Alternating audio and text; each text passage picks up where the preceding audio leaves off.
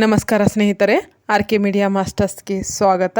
ಇವತ್ತಿನ ಈ ಒಂದು ಕ್ಲಾಸ್ನಲ್ಲಿ ನಾವು ಏನು ಮಾಡೋಣ ಅಂದರೆ, ಈ ಕನ್ನಡ ಸಾಹಿತ್ಯ ಇತಿಹಾಸಕ್ಕೆ ಸಂಬಂಧಪಟ್ಟಂತೆ ಇವತ್ತು ಈ ಜೈನ ಕವಿಗಳು ಆದಿಕವಿ ಪಂಪ, ಪೊನ್ನ, ರನ್ನ, ಅಂದರೆ ಇಲ್ಲಿ ರತ್ನತ್ರಯರು ಅಂತ ಏನು ಗುರುತಿಸಿಕೊಂಡಿದ್ದಾರಲ್ಲ, ಈ ಜೈನ ಕವಿಗಳಿಗೆ ಸಂಬಂಧಪಟ್ಟಂತೆ ಇಲ್ಲಿ ಚಂಪು ಶೈಲಿಯ ಕಾವ್ಯಗಳನ್ನು ಬರೆದ ಈ ಜೈನ ಕವಿಗಳಿಗೆ ಸಂಬಂಧಪಟ್ಟಂತೆ ಇದರಲ್ಲಿ ಕೊನೆಯವರಾದ ರನ್ನರ ಬಗ್ಗೆ ಈ ಒಂದು ಕ್ಲಾಸ್ನಲ್ಲಿ ನಾವು ಡಿಸ್ಕಸ್ ಮಾಡುವ ಒಂದು ಪ್ರಯತ್ನ ಮಾಡೋಣ. ಸೊ ಈಗಾಗಲೇ ನಾವು ಹಿಂದಿನ ಒಂದು ಕ್ಲಾಸ್ನಲ್ಲಿ ನಾವು ಪಂಪರ ಬಗ್ಗೆ ಮತ್ತು ಅವರ ಕೃತಿಯಾದ ವಿಕ್ರಮಾರ್ಜುನ ವಿಜಯ ಮತ್ತು ಆದಿಪುರಾಣದ ಬಗ್ಗೆ ಹಾಗೂ ಪೊನ್ನರ ಬಗ್ಗೆ ಮತ್ತು ಅವರ ಕೃತಿಯಾದ ಶಾಂತಿ ಪುರಾಣದ ಬಗ್ಗೆ ನಾವು ಹಿಂದಿನ ಕ್ಲಾಸ್ನಲ್ಲಿ ನಾವು ಈಗಾಗಲೇ ತಿಳಿದುಕೊಂಡಿದ್ದೇವೆ.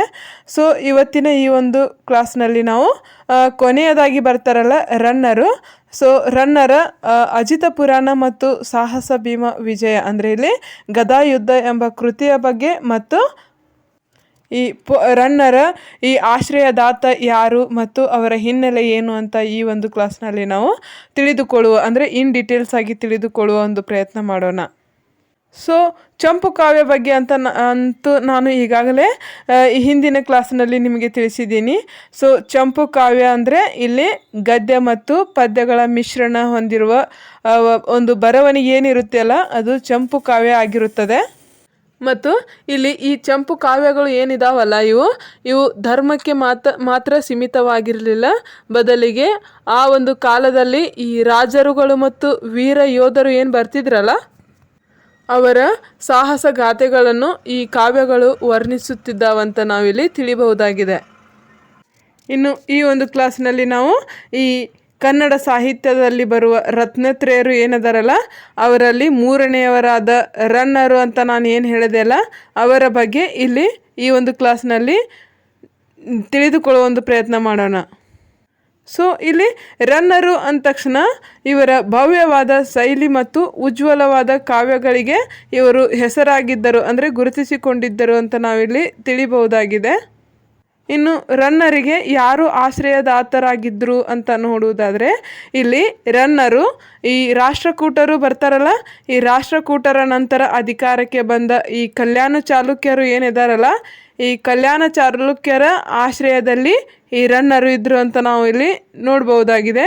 ಸೊ ಈ ಕಲ್ಯಾಣ ಚಾಲುಕ್ಯರಲ್ಲಿಯೇ ಯಾವ ಒಂದು ಅರಸರ ಆಳ್ವಿಕೆ ಸಮಯದಲ್ಲಿ ಇವರು ಕವಿಯಾಗಿದ್ದರು, ಈ ಕಲ್ಯಾಣ ಚಾಲುಕ್ಯರ ಆಸ್ಥಾನದ ಕವಿಯಾಗಿದ್ದರು ಅಂತ ನೋಡುವುದಾದರೆ, ಇಲ್ಲಿ ಈ ಕಲ್ಯಾಣ ಚಾಲುಕ್ಯರ ಪ್ರಸಿದ್ಧ ದೊರೆ ಎರಡನೇ ತೈಲಪ್ಪ ಏನಿದಾರಲ್ಲ ಅವ್ರದ್ದು ಮತ್ತು ಅವರ ಮಗ ಸತ್ಯಾಶ್ರಯ ಅಂತ ಏನು ಹೇಳ್ತೀವಲ್ಲ, ಅವರ ಒಂದು ಆಸ್ಥಾನದಲ್ಲಿ ಈ ರನ್ನರು ಕವಿಯಾಗಿರುವುದನ್ನು ನಾವು ಇಲ್ಲಿ ತಿಳಿಬೇಕಾಗಿದೆ.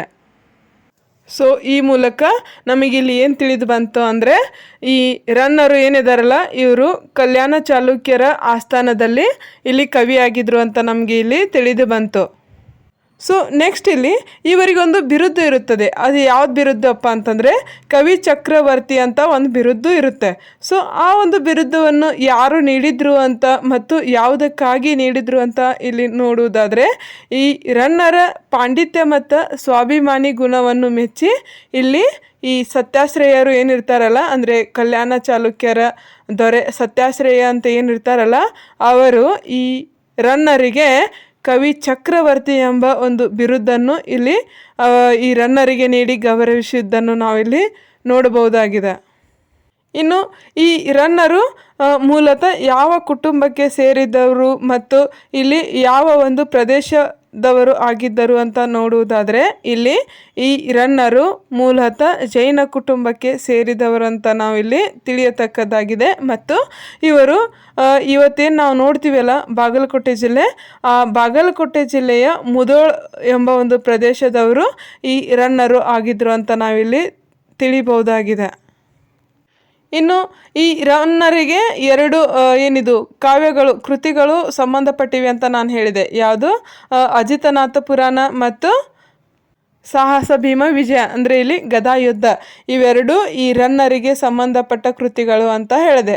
ಸೊ ಈಗ ನಾವು ಏನು ಮಾಡೋಣ, ಈ ಅಜಿತನಾಥ ಪುರಾಣ ಕೃತಿಯ ಬಗ್ಗೆ ನಾವು ಇಲ್ಲಿ ಇನ್ ಡೀಟೇಲ್ಸ್ ಆಗಿ ತಿಳಿದುಕೊಳ್ಳೋಣ. ಸೊ ಇದು ಈ ಅಜಿತನಾಥ ಪುರಾಣ ಕೃತಿ ಏನಿದೆಯಲ್ಲ, ಈ ಕೃತಿಯನ್ನು ರಚಿಸಿದವರು ರನ್ನರು ಅಂತ ನಾವಿಲ್ಲಿ ತಿಳಿಬಹುದಾಗಿದೆ. ಸೊ ಇದು ಇವರ ಒಂದು ಮೊದಲ ಧಾರ್ಮಿಕ ಕೃತಿಯಾಗಿದೆ ಅಂತ ನಾವಿಲ್ಲಿ ತಿಳಿಯತಕ್ಕದ್ದಾಗಿದೆ.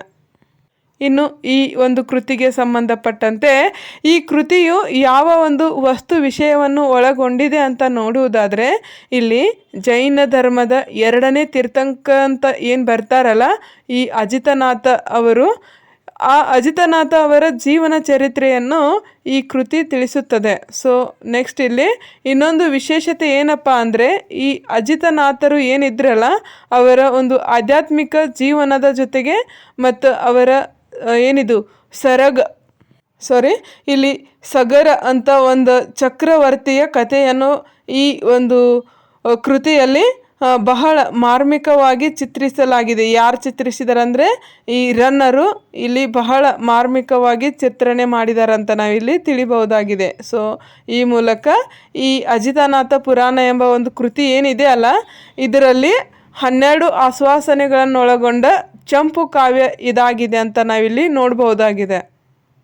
ಸೊ ಈ ಮೂಲಕ ಈ ಒಂದು ಕೃತಿಯನ್ನು ಯಾರ ಆಶಯದಂತೆ ಇಲ್ಲಿ ರಚಿಸಲಾಗಿದೆ ಅಂತ ನೋಡುವುದಾದರೆ, ಈ ಅತ್ತಿಮಬ್ಬೆ ಅಂತ ಬರ್ತಾರಲ್ಲ, ಅತ್ತಿಮಬ್ಬೆ ಎಂಬ ಮಹಾನ್ ದಾನ ಚಿಂತಾಮಣಿಯ ಒಂದು ಆಶಯದಂತೆ ಇಲ್ಲಿ ರನ್ನರು ಏನು ಮಾಡ್ತಾರೆ, ಈ ಅಜಿತನಾಥ ಪುರಾಣ ಎಂಬ ಒಂದು ಕೃತಿಯನ್ನು ರಚನೆ ಮಾಡ್ತಾರಂತ ನಾವಿಲ್ಲಿ ತಿಳಿಬಹುದಾಗಿದೆ. ಸೊ ನಾವು ಇಲ್ಲಿ ಇಷ್ಟೊತ್ತು ಏನು ಮಾಡಿದ್ದೀವಿ, ಅಜಿತನಾಥ ಪುರಾಣ ಎಂಬ ಒಂದು ಕೃತಿ ಬಗ್ಗೆ ತಿಳಿದುಕೊಂಡಿದ್ವಿ. ಸೊ ನೆಕ್ಸ್ಟ್ ಅವ್ರದ್ದು ಇನ್ನೊಂದು ಸಾಹಸ ಭೀಮ ವಿಜಯ ಅಥವಾ ಗದಾಯುದ್ಧ ಅಂತ ಒಂದು ಕೃತಿ ಹೇಳಿದೆಯಲ್ಲ, ಆ ಕೃತಿ ಬಗ್ಗೆ ನಾವು ಇನ್ ಡೀಟೇಲ್ಸ್ ಆಗಿ ತಿಳಿದುಕೊಳ್ಳುವುದಾದರೆ, ಇಲ್ಲಿ ಈ ಕನ್ನಡ ಸಾಹಿತ್ಯದ ಅತ್ಯಂತ ಶಕ್ತಿಶಾಲಿಯಾದ ಒಂದು ಕೃತಿ ಯಾವುದಪ್ಪ ಅಂದರೆ ಈ ಸಾಹಸ ಭೀಮ ವಿಜಯ ಮತ್ತು ಅಥವಾ ಗದಾಯುದ್ಧ ಕೃತಿ ಅಂತ ನಾವಿಲ್ಲಿ ತಿಳಿಬಹುದಾಗಿದೆ. ಸೊ ಈ ಒಂದು ಕೃತಿ ಏನಾಗಿದೆ ಅಂದರೆ ಇದು ವೀರ ಕಾವ್ಯಗಳಲ್ಲಿ ಒಂದಾಗಿದೆ ಅಂತ ನಾವಿಲ್ಲಿ ತಿಳಿಬಹುದಾಗಿದೆ. ಸೊ ಈ ಒಂದು ಕೃತಿ ಯಾವ ವಸ್ತು ವಿಷಯಗಳನ್ನು ಒಳಗೊಂಡಿದೆ ಅಂತ ನೋಡುವುದಾದರೆ, ಇಲ್ಲಿ ನಮ್ಮ ಮಹಾಭಾರತದಲ್ಲಿ ಬರ್ತದಲ್ಲ ಪಾತ್ರ, ಆ ಮಹಾಭಾರತದ ಅಂತಿಮ ಹಂತವಾದ ಭೀಮ ಮತ್ತು ದುರ್ಯೋಧನನ ನಡುವಿನ ಗದಾಯುದ್ಧ ಅಂತ ಒಂದು ಯುದ್ಧ ಬರುತ್ತೆ ಅಲ್ಲ, ಆ ಯುದ್ಧದ ಅಂದರೆ ಈ ಗದಾಯುದ್ಧವೇ ಇದರ ಮುಖ್ಯ ಕಥಾ ವಸ್ತು ಆಗಿದೆ ಅಂತ. ಅಂದರೆ ಯಾವುದು, ಈ ಸಾಹಸ ಭೀಮ ವಿಜಯ ಅಥವಾ ಗದಾಯುದ್ಧ ಕೃತಿಯ ಮುಖ್ಯ ಕಥಾವಸ್ತು ಯಾವುದಾಗಿದೆ, ಆ ಮಹಾಭಾರತದಲ್ಲಿ ಅಂತಿಮವಾಗಿ ಬರುವ ಭೀಮ ಮತ್ತು ದುರ್ಯೋಧನ ನಡುವಿನ ಗದಾಯುದ್ಧದ ಪಾತ್ರ ಈ ಮುಖ್ಯ ಕಥಾವಸ್ತುವಿನ ಮುಖ್ಯ ಪಾತ್ರ ಆಗಿದೆ ಅಂತ ನಾವಿಲ್ಲಿ ತಿಳಿಬಹುದಾಗಿದೆ. ಸೊ ಇಲ್ಲಿ ಯಾಕೆ ಈ ಮಹಾಭಾರತದ ಗದಾಯುದ್ಧದ ಪಾತ್ರ ಬರುತ್ತೆ ಅಂತ ನೋಡುವುದಾದರೆ, ಇಲ್ಲಿ ರನ್ನರು ಏನು ಮಾಡಿದಾರ, ಅವರ ನಾಯಕ ಮತ್ತು ಆಶ್ರಯದಾತ ಯಾರಿರ್ತಾರ, ಈ ಸತ್ತಾಶ್ರಯ ಅಂತ ಇರ್ತಾರ ಅಂತ ನಾನು ಹೇಳಿದೆ. ಸೊ ಆ್ಯಕ್ಚುಲಿ ಹೇಳಬೇಕಾದ್ರೆ 2ನೇ ತೈಲಪ್ಪ ಮತ್ತು ಸತ್ತಾಶ್ರಯ ಇಬ್ಬರು ಬರ್ತಾರೆ. ಬಟ್ ಈ ಒಂದು ಅಂದರೆ ಸಾಹಸ ಭೀಮ ವಿಜಯ ಮತ್ತು ಅಥವಾ ಗದಾಯುದ್ಧ ಅಂತ ಏನು ಹೇಳಿದೆ ಅಲ್ಲ, ಈ ಒಂದು ಪಾತ್ರಕ್ಕೆ ಇಲ್ಲಿ ಸತ್ತಾಶ್ರಯ ಅವರಿಗೆ ಹೋಲಿಸಿ, ಅಂದರೆ ಇಲ್ಲಿ ರನ್ನರು ಏನು ಮಾಡ್ತಾರೆ, ಈ ಮಹಾಭಾರತದ ಭೀಮನನ್ನು ತನ್ನ ಆಶ್ರಯದಾತ ಸತ್ಯಾಶ್ರಯ ಏನಿರ್ತಾರಲ್ಲ ಆ ಸತ್ಯಾಶ್ರಯನಿಗೆ ಹೋಲಿಸಿ ಈ ಸಾಹಸ ಭೀಮ ವಿಜಯ ಅಥವಾ ಗದಾಯುದ್ಧ ಕಾವ್ಯವನ್ನು ರಚಿಸಿದ್ದಾರೆ ಅಂತ ನಾವಿಲ್ಲಿ ನೋಡಬಹುದಾಗಿದೆ. ಸೊ ಆದ್ದರಿಂದಲೇ ಇಲ್ಲಿ ಏನಾಗಿದೆ, ಈ ಸಾಹಸ ಭೀಮ ವಿಜಯ ಅಥವಾ ಗದಾಯುದ್ಧ ಎಂಬ ಒಂದು ಹೆಸರನ್ನು ಇಲ್ಲಿ ಗುರುತಿಸಲಾಗಿದೆ ಅಂತ ಇಲ್ಲಿ ನಾವು ತಿಳಿಬಹುದು.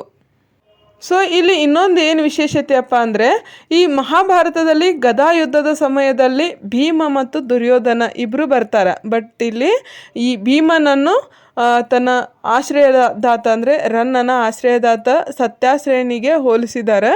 ಬಟ್ ಇಲ್ಲಿ ದುರ್ಯೋಧನನ ಪಾತ್ರವನ್ನು ಇಲ್ಲಿ ಈ ಒಂದು ಕಾವ್ಯದಲ್ಲಿ ಹೇಗೆ ವರ್ಣನೆ ಮಾಡಿದ್ದಾರೆ ಅಂತಂದರೆ, ಇಲ್ಲಿ ಭೀಮ ನಾಯಕನಾದರೂ ರನ್ನನು ಚಿತ್ರಿಸುವ ಒಂದು ದುರ್ಯೋಧನನ ಪಾತ್ರವು ಇಲ್ಲಿ ಈ ಒಂದು ಕಾವ್ಯದಲ್ಲಿ ಅತ್ಯಂತ ಗಂಭೀರ ಮತ್ತು ಉದಾತ್ತವಾಗಿದೆ ಅಂತ ನಾವಿಲ್ಲಿ ತಿಳಿಬಹುದಾಗಿದೆ.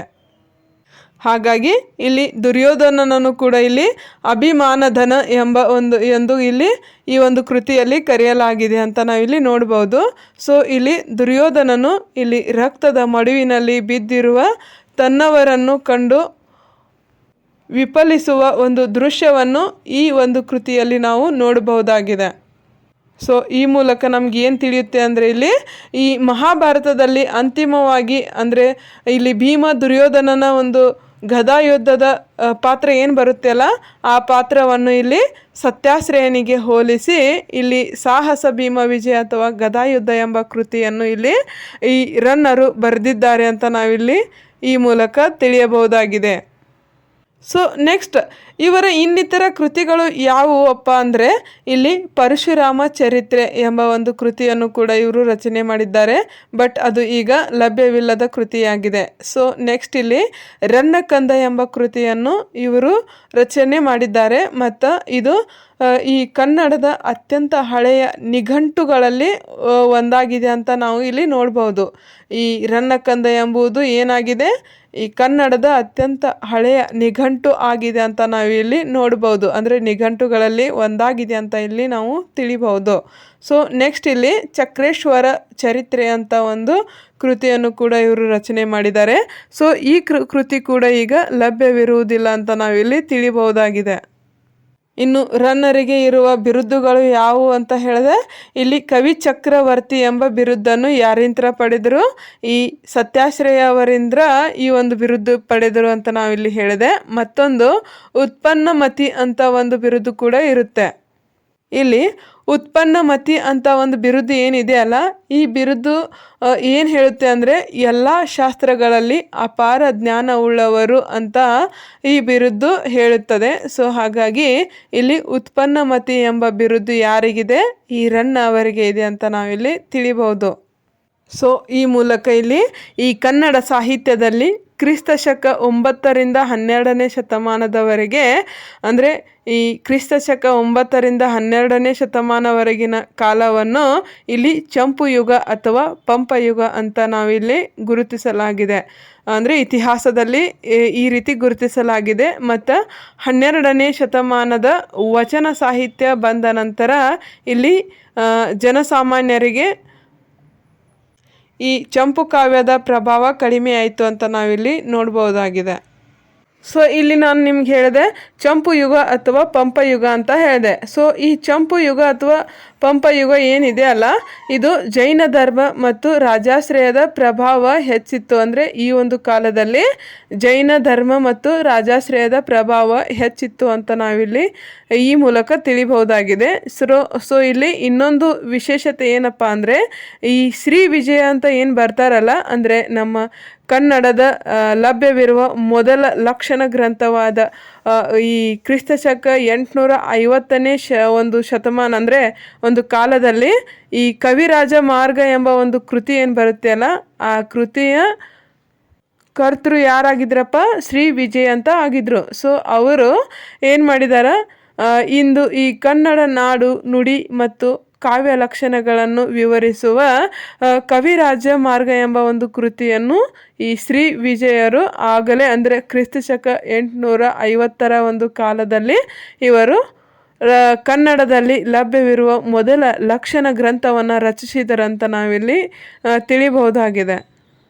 ಸೊ ನೆಕ್ಸ್ಟ್ ಇಲ್ಲಿ ನಾನು ಈ ಆದಿಕವಿ ಪಂಪರ ಬಗ್ಗೆ ಅಂತೂ ನಾನು ಇಲ್ಲಿ ನಿಮಗೆ ತಿಳಿಸಿದ್ದೇನೆ. ಅಂದರೆ ಇಲ್ಲಿ ಕನ್ನಡದ ಶ್ರೇಷ್ಠ ಕವಿ ಅಂತ ಇವರಿಗೆ ಗುರುತಿಸಲಾಗಿದೆ. ಮತ್ತು ಇವರು ಆದಿಪುರಾಣ ಎಂಬ ಒಂದು ಕೃತಿಯನ್ನು ರಚನೆ ಮಾಡಿದ್ದಾರೆ. ಸೊ ಈ ಆದಿಪುರಾಣ ಎಂಬ ಕೃತಿ ಏನು ಮಾಡುತ್ತೆ ಅಂದರೆ ಈ ಜೈನ ಧರ್ಮದ ಮೊದಲ ತೀರ್ಥಂಕರಾದ ಋಷಭನಾಥರವರ ಬಗ್ಗೆ ಅಂದರೆ ಇಲ್ಲಿ ಆದಿನಾಥರ ಬಗ್ಗೆ ಹೇಳಿದೆ ಅಂತ ನಾನು ಹೇಳಿದೆ. ಸೊ ನೆಕ್ಸ್ಟ್ ಇಲ್ಲಿ ಈ ಪಂಪರ ಇನ್ನೊಂದು ಕೃತಿ ಯಾವುದಂದರೆ ವಿಕ್ರಮಾರ್ಜುನ ವಿಜಯ ಅಥವಾ ಪಂಪ ಭಾರತ ಅಂತ ಏನು ಹೇಳಿದೆಯಲ್ಲ, ಈ ಕೃತಿ ಕೂಡ ಇದು ಅರಿಕೇಸರಿಯನ್ನು ಮಹಾಭಾರತದಲ್ಲಿ ಬರುವ ಅರ್ಜುನನಿಗೆ ಹೋಲಿಸಿ ಈ ಒಂದು ಕಾವ್ಯವನ್ನು ರಚಿಸಲಾಗಿದೆ ಅಂತ ನಾನು ನಿಮಗೆ ಈಗಾಗಲೇ ಹಿಂದಿನ ಕ್ಲಾಸ್ನಲ್ಲಿ ತಿಳಿಸಿದೆ. ನೆಕ್ಸ್ಟ್ ಇಲ್ಲಿ ಪೊನ್ನರು ಬರೆದಿರುವ ಶಾಂತಿ ಪುರಾಣ ಎಂಬ ಕೃತಿ ಏನಿದೆಯಲ್ಲ, ಈ ಶಾಂತಿ ಪುರಾಣ ಕೃತಿಯು ಇದು 16ನೇ ತೀರ್ಥಂಕರಾದ ಶಾಂತಿನಾಥರು ಏನು ಬರ್ತಾರಲ್ಲ ಅವರಿಗೆ ಸಂಬಂಧಪಟ್ಟ ಅಂದರೆ ಅವರ ಒಂದು ಪಾತ್ರವನ್ನು ಈ ಕೃತಿಯಲ್ಲಿ ವಿವರಿಸಲಾಗಿದೆ ಅಂತ ನಾವಿಲ್ಲಿ ತಿಳಿಬಹುದಾಗಿದೆ. ಸೊ ಪೊನ್ನರ ಇನ್ನೊಂದು ಕೃತಿ ಯಾವುದಂತ ಹೇಳಿದೆ ನಿಮಗೆ, ಭುವನೈಕ್ಯ ರಾಮಾಭ್ಯುದಯ ಅಂತ ಒಂದು ಕೃತಿ ಹೇಳಿದೆ. ಸೊ ಈ ಕೃತಿಯಲ್ಲಿ ಅವರ ಆಶ್ರಯದಾತ ಯಾರಾಗಿದ್ದರು, ಮುಮ್ಮಡಿ ಕೃಷ್ಣ ಆಗಿದ್ದರು. ಸೊ ಮುಮ್ಮಡಿ ಕೃಷ್ಣ ಅವರನ್ನು ಇಲ್ಲಿ ಈ ರಾಮಾಯಣದಲ್ಲಿ ಬರ್ತಾರಲ್ಲ ರಾವಣ, ಆ ರಾವಣಗೆ ಹೋಲಿಸಿ ಇಲ್ಲಿ ಈ ಒಂದು ಭುವನೈಕ್ಯ ರಾಮಾಭೋದಯ ಕೃತಿಯನ್ನು ಇಲ್ಲಿ ರಚಿಸಲಾಗಿದೆ ಅಂತ ನಾನು ಇಲ್ಲಿ ನಿಮಗೆ ಈಗಾಗಲೇ ಹಿಂದಿನ ಕ್ಲಾಸ್ನಲ್ಲಿ ತಿಳಿಸಿದ್ದೀನಿ. ಸೊ ಪೊನ್ನರಿಗೆ ಸಂಬಂಧಪಟ್ಟ ಇನ್ನಿತರ ಕೃತಿಗಳು ಯಾವುದಂದರೆ ಈ ಜಿನ್ನಾಕ್ಷರ ಮಾಲೆ ಮತ್ತು ಗತ ಪ್ರತ್ಯಾಗತ ಎಂಬ ಕೃತಿಗಳು ಕೂಡ ಇವು ಪೊನ್ನರಿಗೆ ಸಂಬಂಧಪಟ್ಟಿದ್ದಾವೆ. ಸೊ ಕೊನೆಯದಾಗಿ ಇಲ್ಲಿ ರನ್ನರ ಬಗ್ಗೆ ಇವತ್ತಿನ ಈ ಕ್ಲಾಸ್ನಲ್ಲಿ ನಾನು ನಿಮಗೆ ತಿಳಿಸಿದೆ. ಸೊ ಅದು ಈ ಸಾಹಸ ಭೀಮ ವಿಜಯ ಅಥವಾ ಗದಾಯುದ್ಧ ಎಂಬ ಕೃತಿಯನ್ನು ರನ್ನರು ರಚಿಸಿದ್ದಾರೆ ಅಂತ ನಾನು ತಿಳಿಸಿದೆ.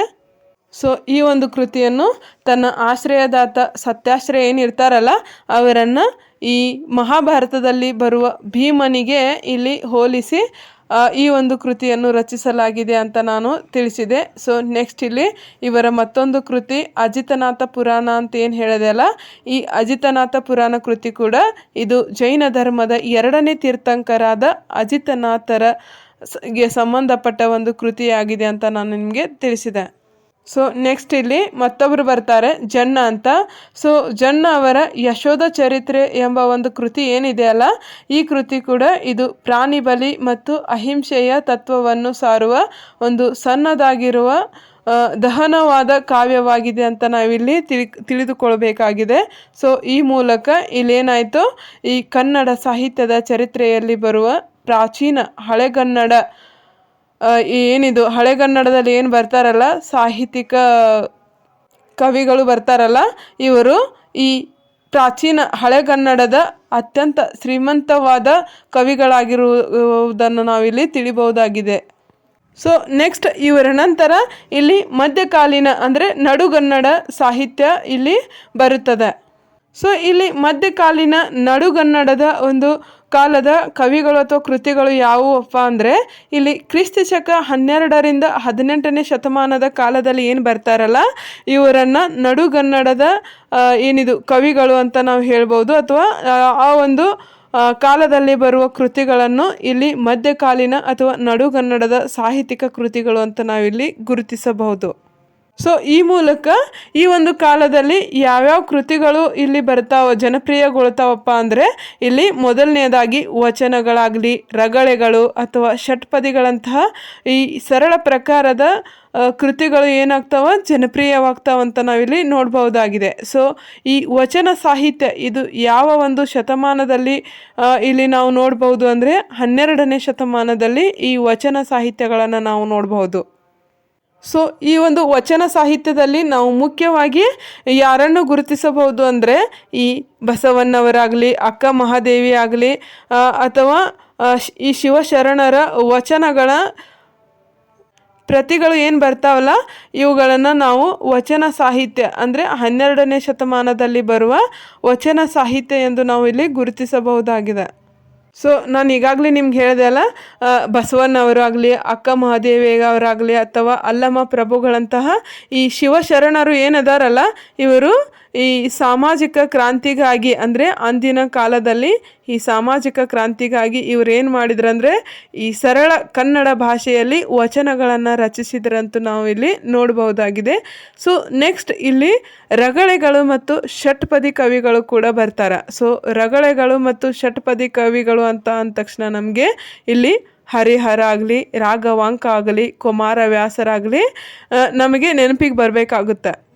ಸೊ ಇಲ್ಲಿ ನಾವು ಹರಿಹರ ಅಂದ ತಕ್ಷಣ ಇವರನ್ನು ನಾವು ರಗಳೆ ಕವಿ ಅಂತ ಗುರುತಿಸಬಹುದಾಗಿದೆ. ಸೊ ಇವರು ಈ ನಂಬಿಗರನ್ನ ರಗಳೆ ಅಂತ ಒಂದು ಏನಿದು ರಗಳೆಗಳು ಬರ್ತಾವಲ್ಲ ಅವುಗಳನ್ನು ಇವರು ಬರೆದರು ಅಂತ ನಾವಿಲ್ಲಿ ನೋಡ್ಬೋದು. ಮತ್ತು ಇವರ ಶಿವಶರಣರ ಜೀವನ ಚರಿತ್ರೆಗಳನ್ನು ಕೂಡ ಬರೆದಿರುವುದು ಇದು ಪ್ರಮುಖವಾಗಿದೆ ಅಂತ ನಾವಿಲ್ಲಿ ತಿಳಿಬಹುದು. ಅಂದರೆ ಇಲ್ಲಿ ಈ ಹರಿಹರ ಅವರು ಏನಿದಾರಲ್ಲ ರಗಳೆ ಕವಿ ಹರಿಹರ ಇವರು ನಂಬಿಗರನ್ನ ರಗಳೆ ಎಂಬ ಒಂದು ಷಟ್ಪದಿ ಅಂದರೆ ರಗಳೆಯನ್ನು ಬರೆದರು ಅಂತ ನಾವಿಲ್ಲಿ ನೋಡ್ಬೋದು. ಸೊ ನೆಕ್ಸ್ಟ್ ಇಲ್ಲಿ ರಾಘವಾಂಕ ಬರ್ತಾರೆ.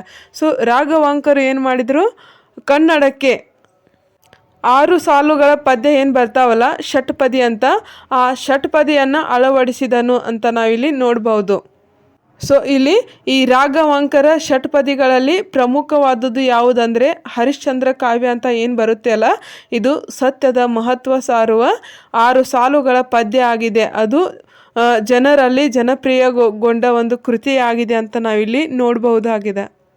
ಸೊ ನೆಕ್ಸ್ಟ್ ಇಲ್ಲಿ ಈ ಕುಮಾರವ್ಯಾಸರು ಅಂತ ಬರ್ತಾರೆ. ಸೊ ಈ ಕುಮಾರವ್ಯಾಸರ ಕರ್ನಾಟ ಭಾರತ ಕಥಾಮಂಜರಿ ಅಂದರೆ ಇಲ್ಲಿ ಗದುಗಿನ ಭಾರತ ಅಂತ ಒಂದು ಸಾಹಿತ್ಯ ಬರುತ್ತೆ ಅಲ್ಲ, ಕನ್ನಡ ಸಾಹಿತ್ಯದ ಮಕುಟಪ್ರಾಯವಾದ ಕೃತಿ ಅಂತ ನಾವಿಲ್ಲಿ ಈ ಕರ್ನಾಟ ಭಾರತ ಕಥಾಮಂಜರಿ ಅಂದರೆ ಗದುಗಿನ ಭಾರತ ಕೃತಿಯನ್ನು ನಾವಿಲ್ಲಿ ಗುರುತಿಸಬಹುದಾಗಿದೆ. ನೆಕ್ಸ್ಟ್ ಇಲ್ಲಿ ಈ ಭಾಮಿನಿ ಷಟ್ಪದಿಯಲ್ಲಿರುವ ಈ ಕುಮಾರವ್ಯಾಸರ ಕಾವ್ಯವು ಇದು ಕನ್ನಡಿಗರ ಒಂದು ಪ್ರಸಿದ್ಧ ಜನಪ್ರಿಯಗೊಂಡ ಕಾವ್ಯಗಳಾಗಿವೆ ಅಂದರೆ ಷಟ್ಪದಿಗಳಾಗಿವೆ ಅಂತ ನಾವಿಲ್ಲಿ ನೋಡಬಹುದಾಗಿದೆ.